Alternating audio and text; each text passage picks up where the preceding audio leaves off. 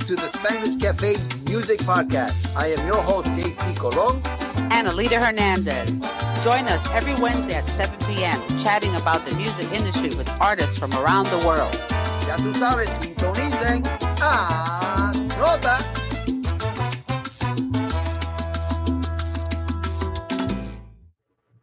We're on. Damas y caballeros, ladies and gentlemen, welcome to Spanglish Cafe, the music podcast. I am your host, JCee Colon, and my beautiful wife, Alida Hernandez. So we're here to discuss topics, right, from artists all around the world. Today, our first guest, producer, musician, parent, the professor, Mike Rivera. How you doing, Mike? Good. Thanks a lot. Thank you for coming to the show. No, thank you. I'm excited about checking out the Spanglish podcast. Beautiful. I know you guys have been talking about it for a while. And Yeah. So finally, we have to launch it sooner or later. So, So let's just do it. Let's just do it. So let me just ask a simple question. What made you become a musician? What was guiding you to since you was a kid? How did you get into music? When I was a kid, actually, I wanted to be a scientist. This was my dream as a kid.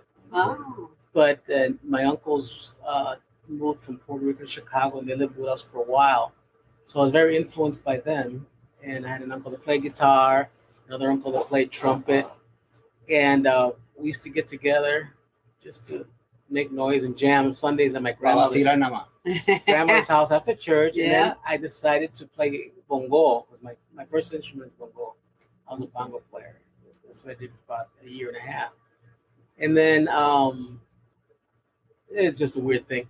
The gentleman that used to play bass with us was moving to another neighborhood, and he didn't want to make that drive with his bass over to my grandmother's house on Sundays anymore. So literally, my uncle just took a look around the room and said, "You could be a bass player." Just like that.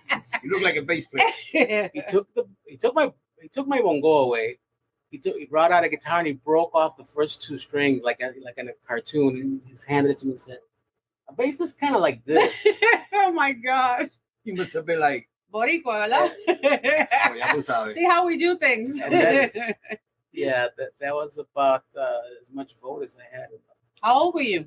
I was 13, about to turn 14. Oh, wow. Okay, so that's when you started with the music. With bass. With the bass. With bass. So you I had been playing bongo for like a year. Before. Yeah. Oh, that's very interesting. Is any of your kids musically inclined? Both my kids, actually. My son Mike, he's a drummer. Oh, nice. Yeah. Nice. This last half of the year, he hasn't been playing a lot of drums because he's doing travel basketball. Ah. So that takes up So deportista y músico. a lot of time. Gotcha. And then my daughter plays flute and she plays trumpet. Nice. That's awesome. She's gonna put down the trumpet though because it's starting to affect her embouchure on the flute, and the flute's like her main. See, that's her preference. Oh. That's Yeah. her preference. As an So instrument. she wants to continue still on another instrument. Right. And she's probably gonna pick up violin this year. Oh, But she says, the violin, she likes the sound of it, I and it's love not going the to violin. interfere with her flute playing, 'cause she plays first chair. so I have a little violin back there that I bought it needs to because be- I wanted to learn. I've always wanted to learn violin. I love the sound of it. So I said, "Oh, I'll try it," but I have problems with my hands, so I can't hold it. I can't Yeah, you have It's- to I'm be in a having certain, really you have hard to be in a time certain position. in a certain position to hold the violin and be able to do with the strings since I have the cyst on my hands. Oh, okay. So I can't hold it. I'm like, I can't learn. And I can't do it with the other hand. I'm not a left, like it's weird. So besides Mike, the transition that you did from the bongo to the bass, in between that time, like who were the ones that inspired you? What artists were around that made you like, oh wow, I want to be like this guy, or Well, I mean, when my uncles first came from Puerto Rico, there was two artists that were always on the turntable. One was Los Angeles Negros. Okay. I remember that. So we used to hear all those old boleros every Sunday. Yeah. And then the other one was Willie Colon. They were really big Yeah. Willie Colon fans. It's not my family. Yo soy Colón, pero no relation. So we were listening to Willie Colon and Calavo all the time. Oh, those are my favorite artists. And then the other artist we used to listen to a lot was Larry Harlow. Ah, Matter of fact, the first song once I learned some notes on the bass, 'cause nobody knew how to explain to me any notes on bass. That's how I know when you just learn like in the house, or you're just doing it for fun. Nobody knows the notes or music. So I was just trying to Just feel it out, winging it out. do it by ear and torturing everybody in the building. Then I went out and bought this Mel Bay. Yeah, it was the Mel Bay Bass Method Book 1, which showed you all the notes all the way to an A. And then the first salsa song that I tried to learn on my own was La Cartera by Larry Harlow, which is an A minor. Wow. So it's like, wow. And that's what started it. And that's it. And then just started playing around. And then around that time, there was this gentleman that used to run a center in Chicago called the Puerto Rican Congress. His name was Carlos Ruiz. He said, I think I want to make a band with kids. Would you be interested in playing bass? And I'm like, yeah, sure. Mm-hmm. So I went over there, and at that very first rehearsal is where I met pianist Edwin Sanchez, who was my longtime partner and collaborator, like decades. I mean, wow. We worked on productions and played together for years and years and years. He's in Orlando now. He's playing with Tito Nieves. Okay. Yeah. Hey, remind me, I gotta send you a thing on him. They were going to Tenerife and they got stuck in the airport. Oh, And Tenerife. they were going to Tenerife, Okay. La Isla Canaria, Right. and they found they were stuck in the airport, and there was in the middle of Newark Airport there was an acoustic piano. Wow. So he sat down the piano and just started playing, and Tito Nieves started singing No way. Fabricando Fantasias and some other songs. Oh my And he was gosh. just accompanying on the solo piano. Oh wow. And the thing, I'm surprised you didn't see it because it went viral. Really? Wow, All of a sudden, it was like all over the place on Facebook, and I have to look into that. yeah, it was. when was funny. that? It was like a month ago. Oh, it was. Yeah, I called him to tease him about it. I said, because he used to play with Tito back when Tito used to live in New York. At that time, we were both living in New York, and so he was playing with Tito. Imagine the crowd in Newark. I'm telling you. No, it is. All the Latinos. No, and other people obviously that videoed it because it's Yeah. kept showing on everybody's feeds, from different angles and stuff. So anyway, the point of that story, the story had a point. Edwin and I were playing. We started rehearsing, and we made this little band. And one song that we learned was Aguinaldo Puertorriqueño Okay. in A minor, of course. That's very important. That's the only key I knew. And the other song was a song that we made up called Maria Cristina, which was Guess the Key. It was also an A minor. So we used to practice that song all the time. And then one day, the guy who was Carlos, Mr. Ruiz, was going to manage us and said, "Oh, I'm going to take you guys to a recording studio so you could see what it's like." And we were all excited. We thought we were just going to the studio. And he tells us, "Well, while you're there, we're going to record a little bit and see what comes out, and we're going to have a special guest." The special guest was Mongo Santa Maria. Wow. See, this is awesome. These are the stories. This is what Spanglish Cafe is all about. These are the stories that I want people to hear, because people don't they don't dig into, unless you're not a main singer. That's my opinion. They're not interested, or quien toco. Only musicians do that. Oh, mira, trompetita okay. No, el tipo toca bien, but they don't dig into stories like that. This is what Spanglish is all about. Correct. This is why Mike is here. We're going to explain a lot of Correct. things about the music industry. So anyway, Mike, after that journey,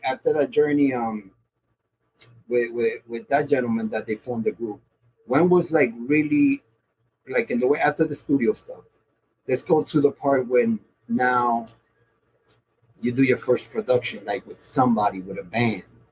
It was the same band. It was the same band. That same band of kids, we stayed together as a unit for 11 years. Oh, wow. And we played all over the Midwest. What was the name of the band? What was the name of the band?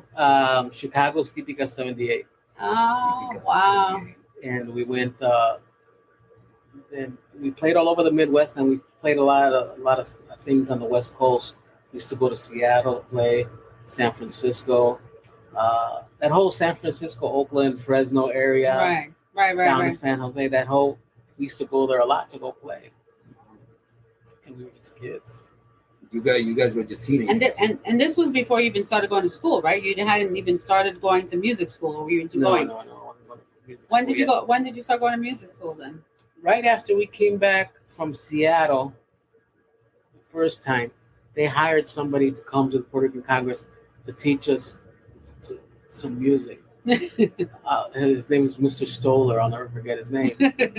And he used to come over and on Thursday nights, and he used to give us a music theory class. So we saw, okay, this is treble clef, this is bass clef, these are the notes, and that's how we got started. And I actually started knowing, oh, chord of the bass, oh. Yeah. Meanwhile, he was just winging it. But look, you did it good. Exactly. You winged it good. What a concept! And then around that time, we were pretty serious for kids, and around that time, I was a bass player in Chicago named Carlos Velez. He used to play all the big shows when they came to town, and for whatever reason, we hit it off, and he liked me, and he said, "Well, why don't you come over to my house? I want to show you something." I thought he was going to give me a bass lesson. And I go to his house and he says, "No, since I know you like to learn about music and you want to do arrangements and stuff, before you do that, you need to know how to properly write the notes on the staff and how to properly copy music." So I went to his house and he gave me a stack of custom-made manuscript paper. He had That's amazing. printed by this company called Les Davis, which was like the big supplier in the Midwest. And he bought me my first music copying pen, which was a fountain pen with special tips for copying music. Right. And we spent the whole afternoon. He was teaching me how to copy music, how to write the notes, how to make it look. So you were already destined. I mean, it was. You got thrown into the music by family, and then you just kept going from there. It was pretty wild. And then I was so excited that day, and then I left. Then he tells me, "Well, don't forget, you got to come back tomorrow at 11." And I came back on Saturday, and then I came back on Sunday. I spent the whole weekend learning how to copy music and how to prepare charts. Now that you're saying that, Mike, people don't realize how much dedication. I mean, to become a professional like Mike, it takes dedication. I mean, this is not just, I'm going to practice next week, and then I'll dejar de bajo por 2 o 3 meses. No. It's a constant battle. It's an everyday thing. I mean, people don't understand that. Look, my mother's 85, and she still, even though she has some little bit of memory problems, but you know what? That woman still can open Chopin and play. I don't know how she does it. I cannot read. All I know, there's just black notes everywhere. And some of the things that she plays, the classical music, are very complicated. Like I see them that she's using, I don't know the keys of the piano, so illiterate. Yeah, but she's using like all the keys. Like it's like, I don't know what she's doing. And I see like triple lines, like this. It looks like a double bar. Yeah, like a double bar of music or something. I'm like, what is all those notes? They're going up and down and this way. Wow, you just said it, 85 years. So imagine how much. And she's still, I bought her the collection of all of Chopin's music. Okay. And that's her favorite. So I grew up with that. So I don't know, when I hear it, I know that, but I don't know who it is, because I used to hear it as a little girl. But it was like this thick. It was like one book. And my mother's like, how am I supposed to put this on the piano? So I have to take it apart because it didn't make any sense. They did 1,000 pages in one book. Right. The piano doesn't have that much space. It only has like an inch to put music on there, But I know all the struggles. My mother used to play. She told me that because she was poor, she didn't have a piano. So what she did was, one of the neighbors had a piano, and she would sit outside the door just to listen. And she would listen. She would stay there all day just listening to the piano. It was so beautiful. And then one day the girl saw her. "What are you doing?" "So I'm just listening. I don't have a piano." And she invited her in. So my mother took paper and drew the piano keys on paper, all the keys. She looked at the piano and did the whole thing. So she would practice on paper. And because she could hear the music. See, that's somebody true musician, people who have this gift. My mother can hear the music in her head. So she played on a piece of paper, but she heard the piano. You want to hear a funny thing? I duplicated paper pianos like that for all my students at the school where I teach. Huh. because I want them to get used to just forming their hand and knowing. I introduce it as learning, half steps and whole steps on the piano. Oh, okay. That's how I start, and they actually start learning the notes and so on and so forth. And it's, I have 14 students in the classroom. I'm not going to have 14 pianos there, but everybody has their favorite piano, and they can follow along. So that when it's their turn to come up and play the piano, they're already familiar with the keyboard. See, look at that. Siempre hay un truco para algo. I know. Siempre hay algo que I tú tienes que know. hacer, un molde, algo. and when you don't have the money too, you invent yourself. You have to, yes. I mean, my mother saved when she started working. She saved her money little by little, the little money that she made to buy the piano that is still in our house today. Solid wood. We moved it yesterday. I almost pulled my back because it's so heavy. I thank God it has wheels, but still, it's so heavy. No, it was well built. Solid wood. I mean, I took a picture of the back of it. I have to post it later because it's just amazing the quality of this piano that she's had since 1960. Okay, it traveled from New York to here, and it still works fine. We just got to get it tuned again. But she still uses the piano. So let me ask Mike, how long did you guys last? Like La Típica 78. How long? I mean, you guys started when you were teenagers, but when was the turning point that ya te empezaste a tocar? Or when did you, We were already playing. I no. But what I'm trying to say is, cuando tú ya llegaste al punto que ya, como suponer, nombre grande de la industria, de Tony Vega o I'm still working on that part. Todavía está trabajando en eso. Pero No, but desde ese punto de la orquesta que tú tenías, desde teenager. It's a funny thing because when I was about 18, we backed up our first artist. Okay, so Nice. you was already 18 when you already backed up. Yeah, we backed up Junior Gonzalez. Okay, so there you go. That's what Who used to sing with Larry Hardo, so we were familiar with the style already. And Junior had put out his solo album. We backed up Junior Gonzalez. Then we used to back up every time we went to the Midwest, Tico Allen. Oh my God, Tico Allen, that's Like, big. At that Yeah. age. ¿Y ya tú estabas componiendo ya o You was dabbling? No, I was writing Ya songs. estaba escribiendo. At that time, I was more the songwriter than the arranger. And everyone used to do more of the arranging. And then I started getting into arranging out of necessity, because I remember we called like a few big time arrangers from New York. I forgot what they were charging in those days, $200 or $300. But for us, that was like $1,000 back that was then. like insane money. Yeah, it was. And so I have to ask, did you meet Larry Harlow? yes, I did. Okay, because I met him. I had the privilege of meeting him. I got to play with him 12 years ago at the Adrian Arts Center here. Oh, He brought, he did two musicals, two operas. One which is Omi, and the second one which was La Raza Latina, which is a Latin suite. So they brought La Raza Latina to the Adrian Arts Center. I never heard that before. So this is all in Ah. Chicago. This is all taking No, No, place. Adrian no. Arsen is here. Adrian Arts Miami. Center is here. I'm saying when you were doing the band, Típica. Yeah, this was all in Chicago. This is all That in was in Chicago. Chicago. It Okay, was all in okay. Chicago. Yeah. And then we found out that our manager was managing his way to our money, and we weren't seeing a lot of our money on gigs. And so we decided to break away from him. Right. And little by little, we started squirreling away our own money from the gigs. We had a little kitty. We saved up. By the end of my 18th birthday, we left that manager and broke on our way. We had bought a van.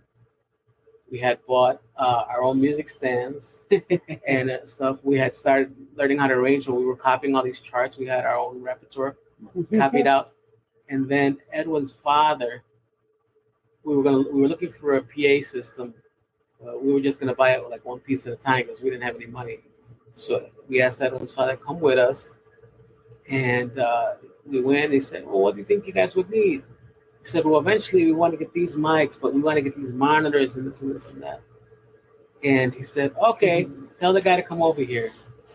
And we bought a whole PA, and Edwin's father signed for it. Oh, wow. That's cool. That's awesome. See, you have to have people that do certain things for you. I mean, it's not an easy road, but Look, you had several mentors there. You had the man who did the the music, to learn how to write music, because you don't Chucky, even hear about that anymore, because that's difficult. When I first got to New York, when I got signed to Sir George Music as a producer, arranger, that I moved to New York at the end of '97. I was still copying by hand. Wow, people don't do that. They do it in the computer now. Yeah, and I was at that time. I was almost as fast as anybody with anything. Listen up, people. I Okay, used to copy this is music things fast. that we don't know. Things that we don't know. We see great artists like Mike, and we don't realize. You just see him playing a bass. Or You just hear the music. Or All you you hear hear, people saying, "Sí, este arreglo me lo hizo Mike Rivera," and people know. La gente que son músicos, they know Mike Rivera. Por el público, yo quiero que el público empiece a, ¿cómo se dice?, a reconocer músicos y que está detrás del músico. Hay muchas cosas que la gente no sabe. ¿Okay? Oh, sí, mira, yo vi el grupo ahí, pero el cantante es tremendo, pero y el que está en el bajo, el que está en el timbal, el que está en el piano, right? todos tienen una historia que contar. ¿Tú me entiendes? No es un camino fácil, pero mira. But the composer, the writer is so fundamental. Without that, you don't have a song. So, I mean, there's an awards here that they do every year, the Musa Awards, which is amazing because I got to see the real creators like a Desmond Child or these incredible composers, writers. Let me tell you what was funny about that day. That day, right, when the show started, I see this guy coming out with some dancers and he goes on the piano. Right. And he starts playing these songs. And I'm like, honey, but isn't that is Ricky Martin song? Yeah, what is he doing there? And I didn't realize. I didn't know realize. It was him. We were right next to him. And he played he played like 8 songs in a row. Right. Different, like a medley. Yeah. And I was like, wow, this guy wrote all these songs. Yeah. When he performed, that's right. Y el que no sabe, no sabe. And I'm like, wow, I didn't realize that he wrote this for Ricky Martin. And he performed. And he performed. He performs. He's an artist. He's a musician. Stuff he wrote for Bon Jovi. Oh my gosh! Desmond Child. No, Desmond Child is. It's a big name. He's huge, but you don't hear that. You don't see it recognized only if they recognize as the writer, and that's what that award ceremony is. It recognizes the composers, the writers, exactly. Which they should have more of that. Not these. I'm throwing it out there because we're talking about everything. These awards for, and I'm not going to mention names. You know what they are. For artists that you've never even seen before. I want to know how the heck all of a sudden fulanito, whoever, like this little guy Skippy from Pennsylvania in this little town, all of a sudden is huge, right? Never seen him before in your life, and these are all these things that we're going to talk about and discuss in more shows about how people get into the industry, because it's not easy. Mike lives it. He lives it every day. He has to work nights. We call him up. He's exhausted, traveling with his bass, going to these gigs. They don't treat the musicians properly.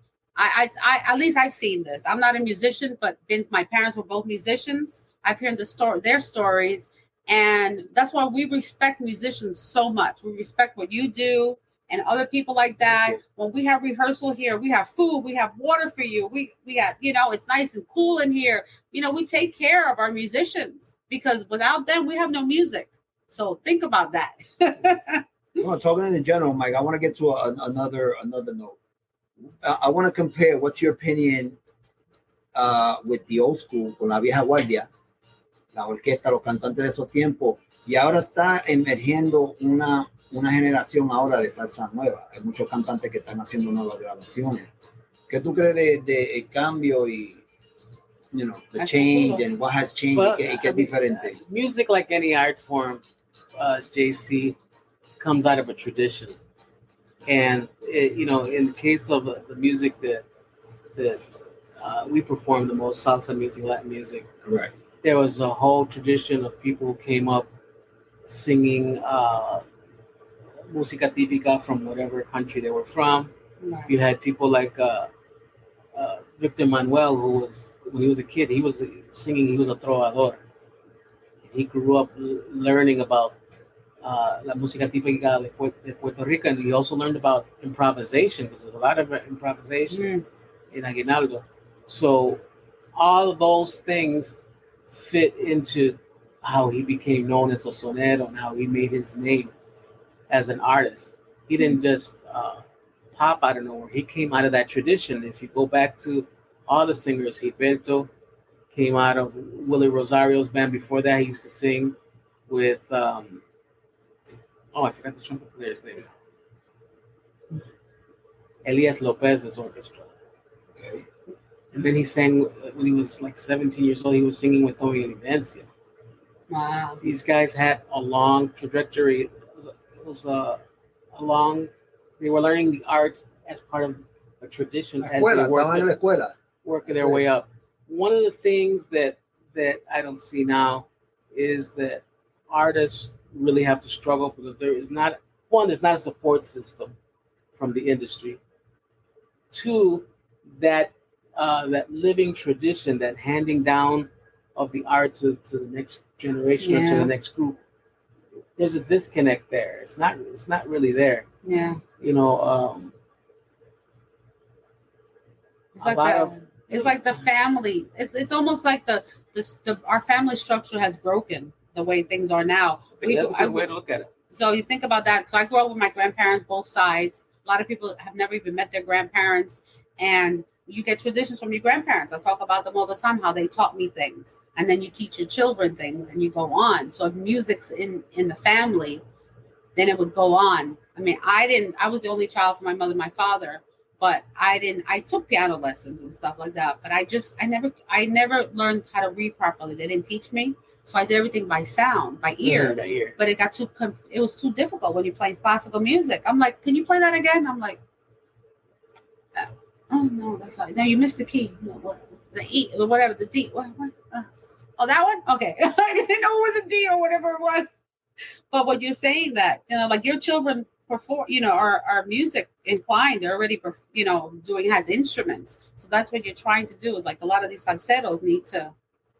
That's my personal thing, is that element of the tradition is not there. Yeah. And even among the artists themselves, the camaraderie that we used to feel when we were coming up, just learning the music. I mean, we were the little kid band, and everybody used to say, "Oh, there comes the kiddie band," whatever. But we always had the support. We always felt like we were being supported by the other musicians on the Chicago music scene. And there were a lot of bands in Chicago. None of them that really became famous so much later. But it was a huge scene. Right. I mean, we were always playing. It's like New York, Chicago. I just say I agree with Mike. That it's a support system, because we see that now. This is one of the topics we want to talk about now. Back in the day, I mean, of what I've heard and everything, I might be wrong. You can correct me if I'm wrong. But back in the day, let's talk about, I don't even want to talk about names, but let's just say La Vieja Guardia, all those guys that were hit, all these guys that were on tour, everybody that was involved in that business, there was promoters in those days that had disquera, they had record labels. So these guys were millionaires.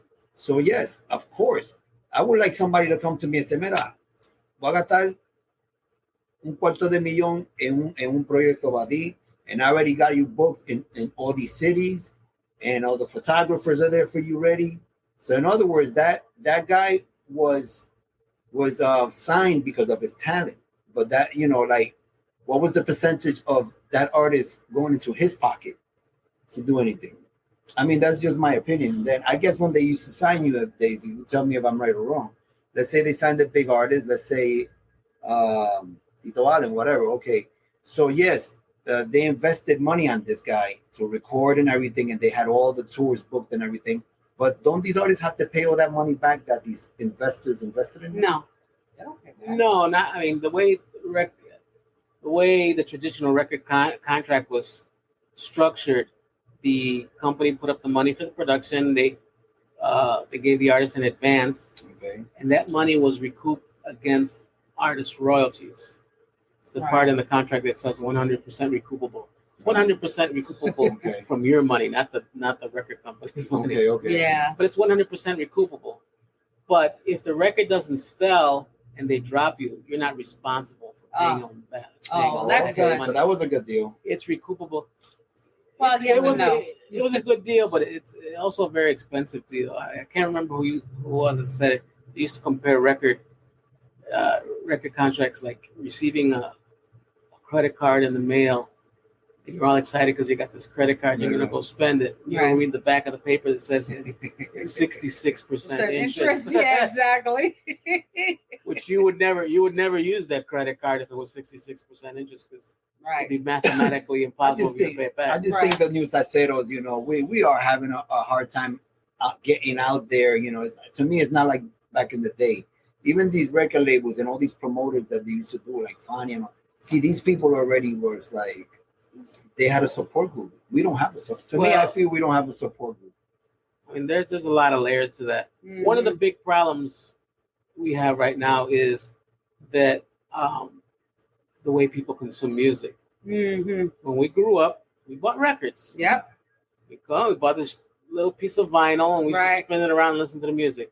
Okay, so we were buying a container of music. Right. All right, so when we bought that container, we were supporting the record company who put the record out. Right. We were supporting the songwriter. Yep. Who wrote the songs, and we were supporting the artist. Right. So as we listened to music, we were contributing to the economic system. Right. Throughout the years, the container changed. Records were out anymore. People started using cassettes, but the music was still in a container. Right. Not anymore. It was still a cassette. Right. And then from the cassette, you know, somebody got the beautiful idea of digitizing everything and making CDs. Mm-hmm. And then the container was the CD, but there was still a physical product. Right.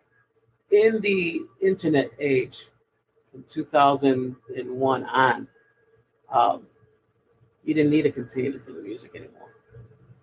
You listen to it on your computer. You could download it, off the computer. If JCee's album came out and the only song you liked was Quiero Ser Campeón, well, you would just download Quiero Ser Campeón. You wouldn't bother getting the rest of the album. So out of that whole deal, out of that whole effort, and out of that whole investment, JCee's selling only one song. Right. Then with the advent of streaming services like Spotify, right, which, you know, Spotify, I single that one out because the creation of Spotify did a lot of damage. Yeah. A lot of people say, oh, it's great because now you don't need a record company. Everybody can be independent. Yeah, but it's free. Right. Because everybody puts their product out on Spotify. But Spotify streaming services, they offer it as a premium streaming service. Right. Like $10 a month. But you could get it also, you can subscribe to Spotify for free. Yes. Yep. And people don't mind listening to a couple of commercials if they're going to get their music free off of Spotify. And so what does that do for the artists and the composers and the arrangers and the industry, everybody else? Well, there's no more container anymore. So there's no way that money is split out that way. Wow. So it's being paid by streams. I think the current rate on a stream from Spotify is 0.0045 cents. Oh my gosh. So out of a penny, yeah, you know, it's less than a quarter of a penny. Yeah. So you have to get a lot of streams before you see any revenue. And then when that revenue comes in, you know. What do you think the difference with, you know, like with the radio situation? Like for new artists to play the song, I don't know. Well, that's a whole nother layer. That's another layer. That's another, because I mean, radio has to do also something. I mean, like Spotify is one thing, radio is another thing, you know. But everything's about money. When they changed it, and that goes back to the 90s. The same thing that's happening with radio now. Yeah, it goes to the tail end of the Clinton administration, when finally, in order to get certain things passed, they gave in and signed the Communications Act, which enabled stations to big radio stations to monopolize the radio by buying all the other stations. Like, you know, the 23 top Latin stations in the United States are all owned by SBS. And they're all owned by Spanish Broadcasting System. Even though each station has their individual programmer, SBS as a whole as a programmer who dictates, okay, this is the movie, this is the music we want to promote. Exactly. Okay. And this is the audience we want to target with this. Right. And so now a small group of people have control over a large amount of the radio outlets. Right. So I'm sure if you listen to the radio, you're listening to let's not say a station, but Right. a top 40 Latin station, Okay. and You hear the you same hear the same music. Same program. Right, same artists. You'll hear all this. Yeah. Not even. I don't want to mention the artist, but you hear the same artist because you don't hear before. Because again, like you said, we had a media. You had a tangible object before when you created music. I still have my LPs. I have my records. My mother had records. Mhm. She did seven songs were produced and recorded under Ansonia Records back in 1961. And I still have those records. Right, but they still playing La Vieja Guardia on the radios too. Right. Like you still hear, But see, because the communications open, no, you don't get. That's the whole thing. Now, Commercial radio stations they have to sell ad time. right. So to sell ad time, they have to try to get the biggest swath of people that they can in an hour. So they're going to play the songs that people recognize the most. And so the variety of music that they program becomes more and more focused on a specific thing. Right. I remember there was a time when I first moved to Miami, and Mark Anthony's album came out, the one that had Valió la Pena, which was great for me because I worked on that record with Sergio. That's another thing. But I used to feel like Mark Anthony bought the radio station because you would listen to El Sol, then you would switch to I can't remember the other, whatever it was, at 106 on the FM dial. Right. They were playing Mark Anthony, and then they play what the radio stations call recurrence. And who was in the recurrent? Yeah. Well, Yeah. Okay. Yeah. Mark Anthony. So you heard, Phenomenal artist. I mean, no doubt about it. but you heard the same thing, and it became the Right. same thing with the bachata. Yeah. You heard the same bachata artists all the time, and And there's all genders of music. It's like that because on rock, on pop, on any channel radio you listen to, that's the way it's Same become. songs. it's been like that. You turn it on, you can literally, and what I find interesting, if you put 3 radio stations on, like say 3 rock or 3 Spanish, if you go, sometimes you catch the same song playing on the same Oh, yeah. song Same time. because they have the same kind of rotation. Because like you said, they're all Sure. owned by the same Right. company. So they got the same playlist going on. And I go, how come I just heard that song here and I changed the other one is there? So that's why I'm always changing the radio station. I want to hear that Like song again. I grew up in the days when there was like about 10, at least 10 radio stations, salsa. Oh I yeah. don't hear anything Back anymore. in New York? I hear once in a while, we hear. You don't hear it as We much. hear other salsas here and there, the old school, but everything is either bachata or. Well, I reggaeton. find that the media, unfortunately, this is disjustice to the artist, the talent that we have, the talent that's around the world. I'm not even just talking where we are. We're in Fort Lauderdale right now, but from here to Miami, are you kidding me? There's so much talent. There's so much talent. We've had showcases here that we had people just in this little area here in Fort Lauderdale. And I'm just left speechless for the amount of talent that's in the neighborhood. But you will never see them. And then they're trying to, get known on YouTube or something because now everything's the internet, right? So you try to get famous there. And it's still very hard because unless you pay for promotion to boost you and put ads and all this stuff, it's very hard to get 3 million followers unless you're already really well known. Right, exactly. Right. It takes time to build those things up. And the big corporations that own these radio stations now, a lot of them use focus groups to decide what new stuff is going to get on. And so if they take a random focus group of people, for example, they'll pick, if Mark had a hit recently, they'll pick something that kind of sounds like that, or something that sounds like kind of Romeo Santos, because they recognize the sound The beat. Right. and they respond to it in the focus group, and they say, "Oh yeah, I like that song." Ah, So things like so that's why you hear so many songs. That's one of my pet peeves about the urban genre. Oh, they sound all the same. So many of the songs sound exactly the same. I remember one day in class with my students, we just wrote a bunch of songs on the board, on my whiteboard, and I said, okay, let's look all these songs up on YouTube, and let's write down what the chord progression is for the first 8 bars. Mm-hmm. Almost all the songs were the exact same chord progression. Wow. A lot of them were in the same key. Really? That's why it goes deep. I mean, people don't realize how deep the industry goes. I mean, it's a real deep rabbit hole, man. I mean, there's so many loops, and it's it's not easy, but I love what I do. I'm gonna keep on. I feel like I'm underground right now. And talking about that, so JCee's song, of course, Quiero Ser Campeón, is by Mike, the professor, right here. The production, the arrangement. Production, arrangement. Right. And bass. Yeah, it was written by somebody else. I appreciate it. Yeah. Anyway, Mike, let me get into something. Thank you for saying that. I'm pointing that out. We're at an hour point. I know. What do you think about all these new DJs now that are having their own shows? They're showing like the new generation, the salsa. You think that? To me, I think that's a great thing. Oh, they're online. Right, they're online. That's the only thing.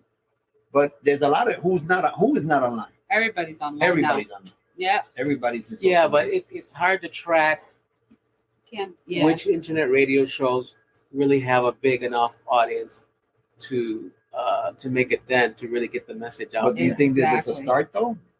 Like everybody trying for all angles, trying to promote the same music that's coming out now. The new music that's coming out, I go to maybe on the station in Peru and Colombia, and they're playing the same song from a new artist. Another factor that has affected particularly the consumption of Latin music in the States is that Latinos are not first generation anymore. Yeah. Not even second generation. We're on third and fourth generation. Yeah. So a lot of them have lost a mastery or even an ear for the language. So they don't. Yeah. If you put on a complex Uruguayan Blada song that has a lot of lyrics, they're lost. They're not going to follow that whole thing. Or you put on, a classic ballad from Luis Miguel's Romance. Mm-hmm. Okay, our generation, when we were still second generation, we still spoke enough Spanish and we could appreciate all those lyrics. Exactly. But we're losing that. Well, it's true. I'm first generation. This is and I mean, I know the music, but because I know the language. But like my kids don't speak Spanish. Not that I didn't try, but because they're here and they go to school in English, it's very difficult. It's not the same. It was just different. The tradition was different. So when I was little, grandma was around. So my grandmother was home. When she said, when you come home, en esta casa tú hablas español, afuera tú hablas inglés. Porque afuera todo el día está ahí con los amigos. Or you can speak Spanglish if you want. You always speak Spanglish. A couple of weeks ago, I went to the salsa fest at the arena, and they had about close to 18,000 people there.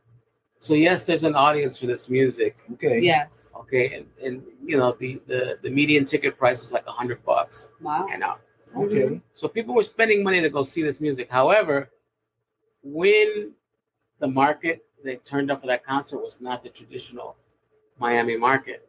I mean, most people think about Miami, they think about the Cuban community and stuff like that. At this concert, Oscar de Leon, who's traditionally had a very big Cuban following, made his shout out to the Cubans, and there was very little response. There wasn't very many Cubans there. Right. Then there was a decent response from the Boricuas, from the Puerto Ricans, and a decent response, a better response from the Colombians. But the biggest response was for the Venezuelan community. Wow. The amount of Venezuelans that were at that concert. And these are people who they still speak still native speakers in terms of Spanish, so they really Right. appreciate the music. They've been following this music for years, so they knew all these old songs, and they were really, really into it. So even within the city where we live, the demographic is changing, Right. and the audience So shifting. is still there, but it's just not Yeah. the traditional audience that we Have you- think is going to be there. Have you ever worked with Calderon? No, the closest I got to working with Oscar Leon was I lent him my baby bass for the Salsa Giants Oh, concert. wow, that's amazing. That Yeah. to me would be a blast. If you go into my Facebook, there's a picture of us together that day. Nice. So anyway, I know we're running short in time, but I just want to ask you, how many compositions have you done? And can you mention some of the artists that you've done arrangements for? I've done arrangements for Mark Anthony, Ricky Martin, Luis Fonsi, Jesus Enriquez, who's an artist that I developed for RMM back in the 90s, the guys who were in the New York scene back then. Miles Pena. I like Miles Pena. I used to go see him. I've done a number of Christian artists. A lot of artists. A lot of artists. Yeah, Tito Nieves, Frankie Negron. I worked on Frankie's You work first with two Tito albums. Jr. too? Tito Puente Jr. as a sideman, as a musician. Okay. I've never produced him. Okay. But he knows There's a lot. If you go, if you want, go into allmusicguide.com. You can pull up. Say that to the See? audience. There you go. Go into allmusicguide.com, Mike Rivera Latin, and my whole discography will come up. You could look at all the different artists that I've worked with. I worked with Tweed. I worked with different hip hop artists back in the day. It's just been all over the I map. decided to get into the salsa world. I decided to come to my roots again and form a band 5 years ago. All right, with Tito Rivera, that helped me very much to form the band, to start it for me. And he didn't know who I was. I never heard this guy. But you know what? I was blessed enough that he did it. And then on the long run, it's been 5 years. We had 2 years of the COVID, so there was no music in that time. Everybody was doing everything indoors. And then, I know Mike Rivera for a while. And I kept pushing him. I said, form a band. One day we used to do a lot of events. We still do events, but we were hiring bands all the time, different bands. And since I've been in the music industry because my parents being musicians, I have the ear, like I can hear. So I would hear a band playing. I'm like, they're so off. Like I can tell. My mother taught me that. I can tell when the music is off, when you're off key. I don't know what key you're on, but I know you're off. But I can tell like it's not right. You know what I mean? So my mother's taught me that because she always said, see that he was off over here. And my mother will walk around still and she's don't know. She goes to our show. So she's always here. She'll come to rehearsals and she comes to the shows. But I lost my train of thought. I was talking about music now. So I told JCee after hiring all these different men, I said, JCee, you sing. You're an entertainer. He used to do freestyle. He's been singing. He's been doing a lot of things in many, many years. And I said, just form your own band. Don't be afraid. Let's just do it. And that's what we did. So one day he said, okay. So he started talking to musicians. Well, what do you think? One of my favorites, Edwin Torres, that Edwin Torres, the science. Científico. Right. I know Edwin since he was 10. Wow. So look at that. He knows Edwin Torres since he was 10. Edwin Torres came into my life because another friend of mine, Luis Ibarito, and then all these musicians started popping out. Well, anyway, when I got back to Florida, that's when I started. Somebody took me to a rehearsal, and that was it. I was hooked. I said, I can do this. And I kept on, formed my band. And then Mike, I knew him through other artists too. We became very good friends. And I asked Mike out of the blue to play with me a couple of times. And that was it. I said, Mike, you think you could work with this guy? Mike was like, there might be some hope for you. I'm like, oh, hey, that's what I don't know. That's the way I say it. Just as a side point, you started with Tito Rivera, now you're working with Mike Rivera. So it's a Rivera. It's a Rivera thing. It's a Rivera thing. My initial is. Si es Rivera, tiene que ser bueno. I just want to point that out. And you know what? I got family that is Rivera. Oh yeah. So look at that. The Rivera thing. But you had some great musicians out there that were definitely. mentors that really gave him. I really They appreciate gave him the a lot of people. opportunity because they gave him the try to say, why didn't you try it out? Just don't be afraid. Jesus Manuel is an Manuel incredible, is like great it's been a friend to brother for me, him. great friend. Exactly. He doesn't care if I'm a great singer, if you're a low singer. He just says, "Vamos a guarachar." And those are the people that I needed. And I met a lot of people. Alida knows the same musicians that I formed the band with before we were together. So Right. it was all you. Right. Yeah, but listen to what you guys are talking about. You're talking about that sense of community. Yeah. Again. And people supporting each other. Yes. Building that network. There is no network, so we got to make our own network. Yes, Exactly. we do. And that's what we're trying to do right here. And the other thing that you keep mentioning is that your mother taught you this and you learned that and so on and so forth. And the education part of it in general is key to all of this. Yes. I mean, when I was in school, when you were in school, everybody had music in school. Yes. I mean, real music programs. Everybody played instruments. Everybody, learned the basics of. They sang in chorus. I did. I used to sing in choir. I was one of the ones that I used to sing in choir. I used to pass the music at school, and I'm like, look at all those geeks, and look at me now.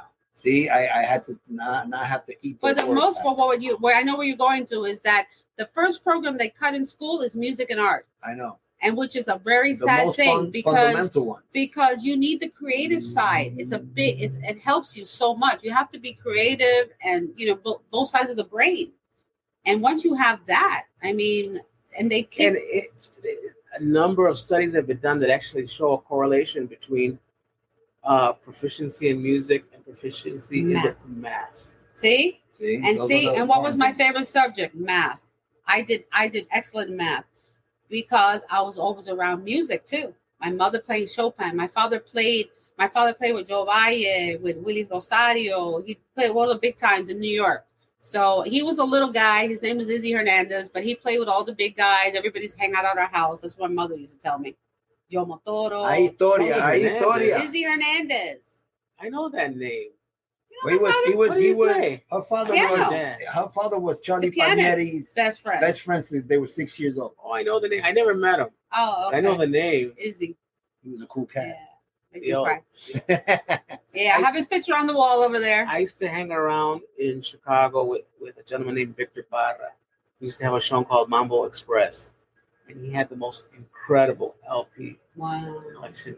He had everybody, and he knew stories about everybody and about people who weren't the name artists, like JCee Hernandez's, and so on and so forth. Right. And Eli Lopez and so on.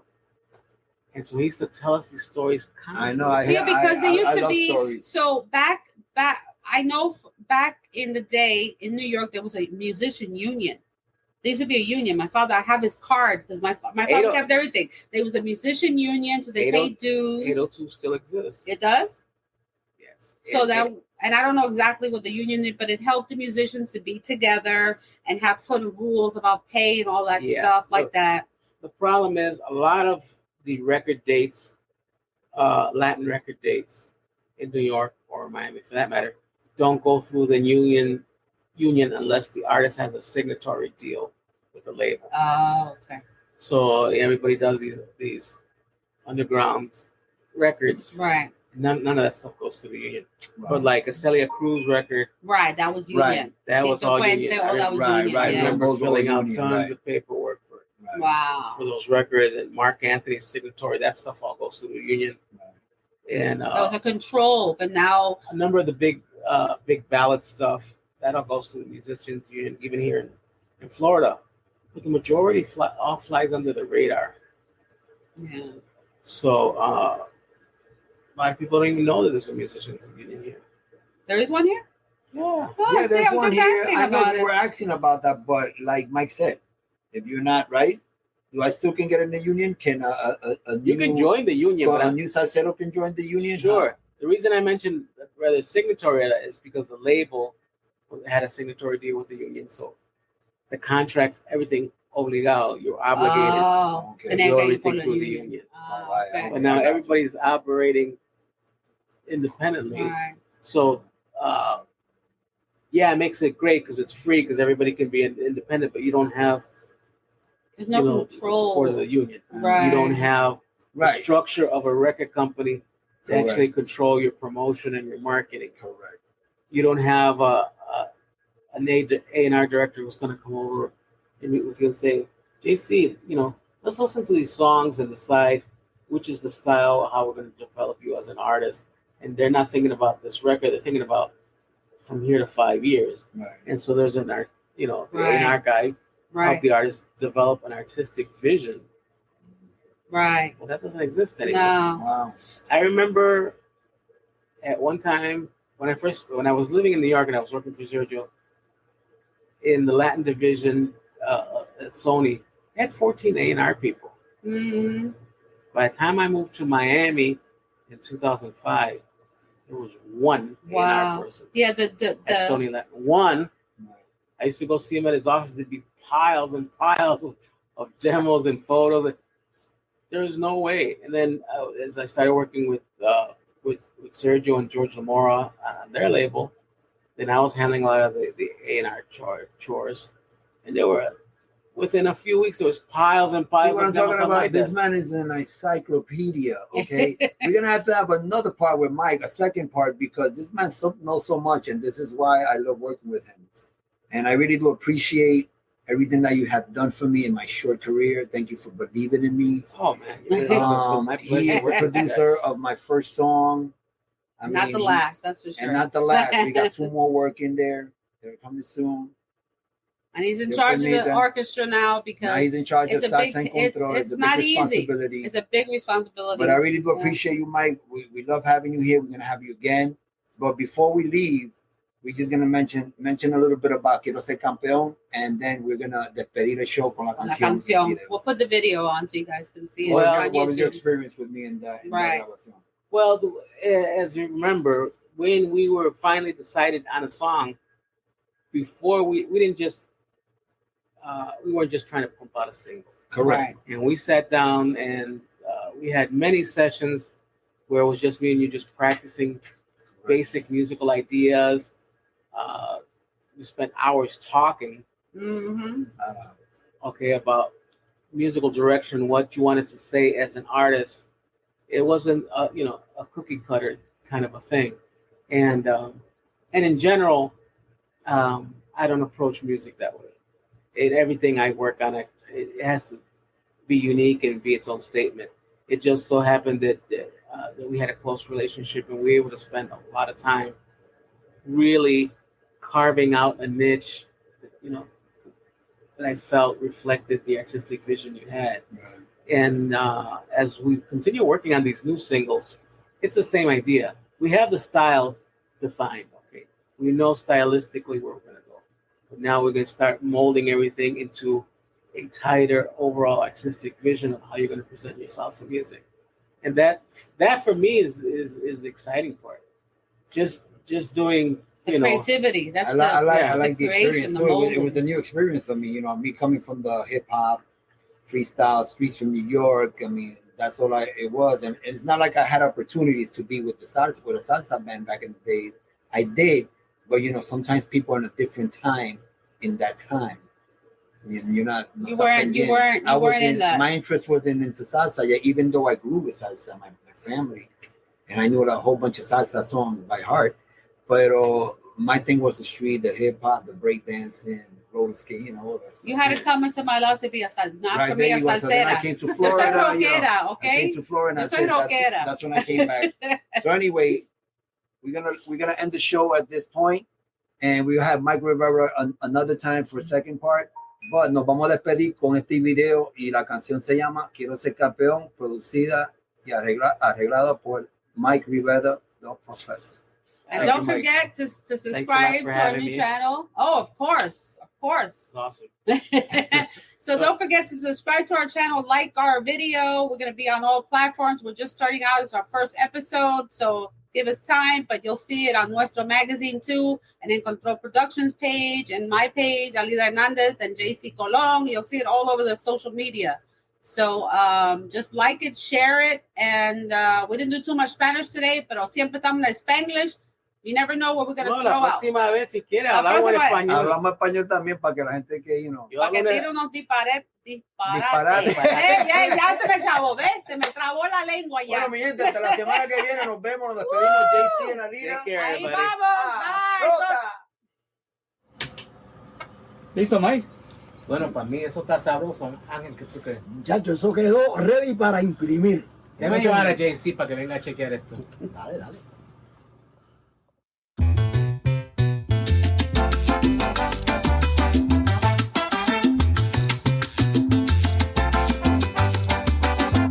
Nos fuimos.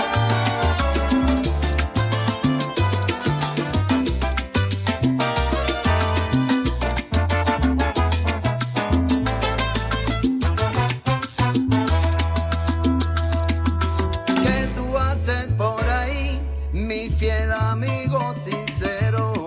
Repartiendo tu alegría para que suenen los cueros. Solo te quiero decir que voy por un buen camino. No son cosas del destino lo que le pasa a la gente. Se portan indiferentes tratando de llegar, pero yo con humildad tan solo quiero triunfar. Yo quiero ser campeón para llegar a la meta y que vean la gente esa que yo sí puedo llegar. Con tu ayuda y tu lealtad he aprendido una enseñanza. Hay que cantar buena salsa para ser emprendedor. Gracias por los consejos, yo sí te las quiero dar. Muy bien tú lo mencionaste, esto que me iba a pasar. Voy a llegar a la meta y no me pienso quitar. Llevo mi cabeza en alto, soy campeón con humildad. Dijiste que eché pa'lante, que siguiera con mi son, para así poder llegar, para formar el rumbo. Voy a tirarle la mía a mi gente con sabor y no me pienso quitar, porque soy campeón. Y no me voy a quitar, porque soy campeón. Ajá.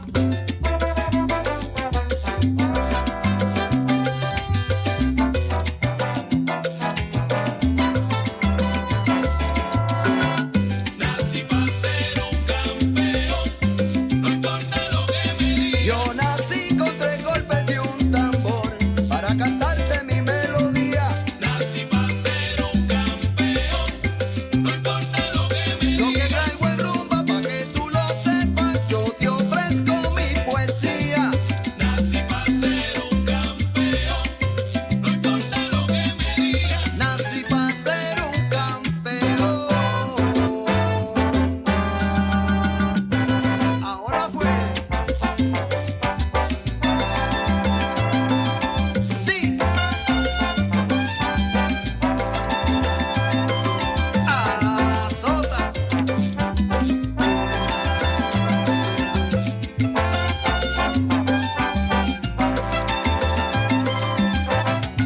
Porque yo soy campeón, Yo soy campeón, te lo digo noche y día. porque yo soy campeón, Y no me importa que me tenga envidia. porque yo soy campeón, Voy a seguir para adelante cantando mis melodías. porque yo soy Y campeón. en mi soneo te digo que esto se explica. Y sigo adelante. Mike the Professor.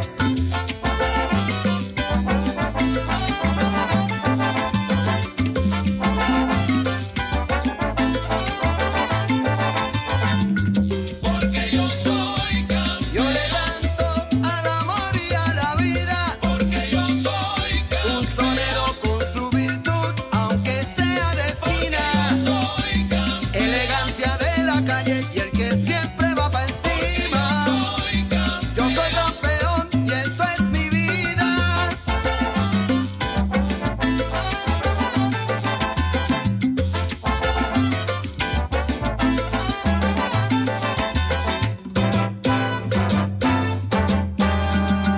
Zumba. Thanks for tuning in to Spanglish Cafe Music Podcast.